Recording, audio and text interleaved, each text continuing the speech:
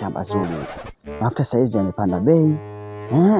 Ukiangalia lita 4,000 sio 4,500 sio 4,200, wanajua wenyewe bei zao hizo. Hasa unapita shamba zuri kama hili hapa ndugu yangu. Kuna mabamia jinsi hivyo nyoka jamani. Haya nikichukua nikaenda sokoni, haya sinawaambia nimetoa mbali kabisa. Bamia zuri kama hili, maskini ya Mungu. Hapa mwendo wa kuchuma tu bamia na kiroba hichi. Hamna watu kwanza.